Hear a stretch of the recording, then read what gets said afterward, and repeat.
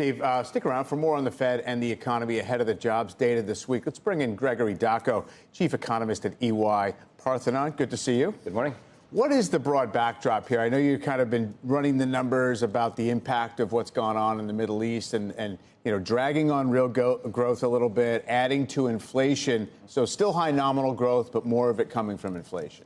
Yeah, increasingly we're in an environment where there are key uncertainties as to the trajectory of the U.S. economy. We have the economy in terms of GDP that is still doing relatively well. But if you dig underneath the numbers, the breadth of growth is increasingly narrow. And so we have essentially an economy that's supported by three narrow A pillars of growth. I've called them the affluent consumers, AI investment, and asset price appreciation, stock market gains. Now, when things are going well, you have a virtuous cycle, one feeding off of the other. But if there is a shock to the system, whether it's because of a geopolitical conflict, whether it's because of doubts regarding the return on investment from AI, then you can have one of the pillars that starts to oscillate. And as a result, you can have a pullback in terms of economic activity. I think that's a real risk right now. Is there like a Venn diagram overlap between the rich people and the AI investment? I mean, I'm just trying to figure out like how concentrated we actually are. They're not just three buckets, but I'm sure they overlap. They certainly do. And when we have an environment where the stock markets are continuing to drive growth in terms of wealth, that is the key overlap in terms of spending. Because when you look at consumer spending data, we have ongoing momentum and resilience. But if you lift the hood, you can see some of the underlying fragilities. You can see that lower income and median income families are increasingly struggling in the face of these higher prices. Meanwhile, higher income families are still spending relatively freely. And if you look just at the latest data from Friday in terms of momentum, real disposable income growth, which is the money we have in our pocket, is only growing at a 0.4% pace year over year, while consumer spending is still advancing 2%. Negative the last 2 months. Negative the last 2 months. Negative the three out of the four. Greg, what does this economy look like when you take out AI? It looks much softer. But you have to be careful. We were just talking about this. It's a crazy series of calculations. The contribution of AI investment in GDP in the first quarter of this year was 1.5% of the 2% growth. 3/4 of the 2% advance came from AI. Information office equipment and intellectual property are both places where AI is showing up.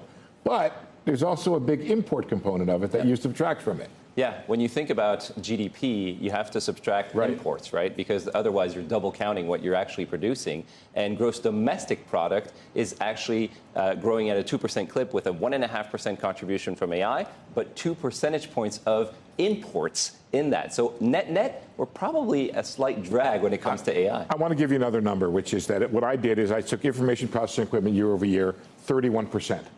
Take that out of equipment spending, 3%.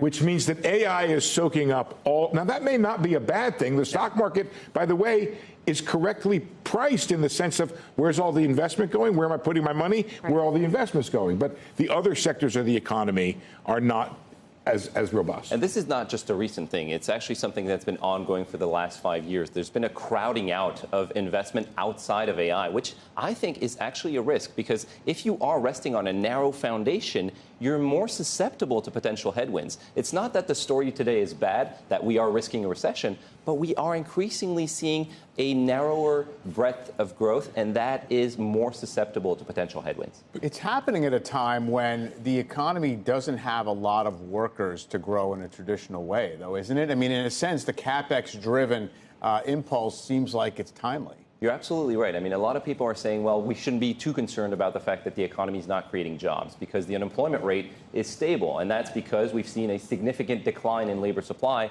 from lower net migration. But take the income side of the picture. That is where the rubber hits the road. In an environment where you have zero job growth and where wage growth is under pressure, income growth, which is the money we have in our pockets to spend, is under constraint, and that's a key constraint for the economy. Greg, help explain where we are now and where you think we're going. One of the amazing things that we keep seeing is spending is okay.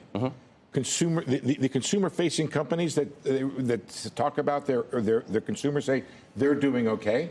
When I looked at the income accounts, I saw a drawdown in savings to the lowest level in 3.5 years on the savings rate.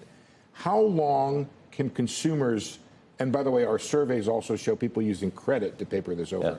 How long does all this feel normal until we start to see what's happening now with oil prices, and by the way, sentiment show up in the spending data and GDP? I mean, the way I describe it is that we're testing the price of growth. We tested the price of trade. We're testing the price of labor. We're testing the price of energy. We're testing the price of everything. And all those tests are eroding growth month after month after month. And so to answer your question, I don't know that there's one drop-dead date at which this type of environment leads to a recession in the U.S., but we are certainly eroding the underlying fundamentals of economic activity, including consumer spending. If income is not growing strongly enough to sustain consumer spending, people are dipping into their savings, and the saving rate is currently historically very low. They're using credit, and we know the risks of overly using credit, and they're using wealth. We were talking about stock market gains supporting growth. Those are not infinite resources in terms of consumer spending, and that is, I think, where the risk lies. But, Mike, the stock market doesn't care. No. And hasn't for the past 5 weeks. It cares a little bit today about something. The stock market, as measured by the S&P 500, which is close to 50% levered to the AI theme, doesn't care. Right? That's the way I would put it. Didn't you say on the call the other day that the average stock is down 15% from its high? Yeah, the average S&P is like 13 maybe. That's not too abnormal, though, to have a lot of variation under the surface. But what I do point to is equal-weighted consumer discretionary stocks in the S&P are 9% below their high. They have really lagged the overall index. So that suggests the market's noticing a lot of these trends. It's just right? like the economy. I mean, it's Yes. very levered to the AI trade, and it's fragile in the sense that the AI trade is the one that's holding it up. Absolutely. And when you combine that with a Fed that is increasingly more hawkish in terms of its stance, or at least moving more neutral, as Powell was saying, the center of the FOMC is moving more neutral, that portends to an environment where interest rates are going to stay elevated and the cost of credit as well. You sound downright bearish on the economy. Cautious. What's your forecast here, though? I mean, our if somebody were just listening to you, they'd think, "Oh, Gregory's looking for a recession," or no, I'm not looking for a recession, but I think the the risks of a recession are on the rise. Yeah. We currently have recession odds around 40% over the next 12 months. We have GDP growth ending the year around 1.5%, 1.6% year-over-year growth in the fourth quarter. That is lower than the consensus. So I am conscious of all the headwinds we're measuring right now, and with a Fed that is contending with this unusual and not fun environment where you have inflation rising and growth slowing, it's going to err on the side of maintaining a more cautious policy stance. That means higher interest rates. And then the questions around Fed independence could also pressure long-term rates, which is another thing I'm watching very carefully. Well, quick question, though. If we go into the June meeting, the first for Kevin Warsh, with 2 negative or even 1 negative jobs number, could they be cutting rates? No. I don't think they're going to be cutting rates. I think they're going to be very steady in terms of monetary policy. Central banks in general are ill-equipped to deal with supply shocks. And in this type of environment, they're measuring two things, right? They're measuring the distance from each mandate relative to its objective and the expected time it will take to get back to that. When you look at the unemployment rate, around 4.2, 4.3%, that's satisfactory for the Fed. When you look at inflation around 3.5%, moving towards 4%, that's not what they want. And so they're going to be erring on the side of we need monetary policy to be mildly restrictive in order to bring back inflation and avoid a de-anchoring of inflation expectations.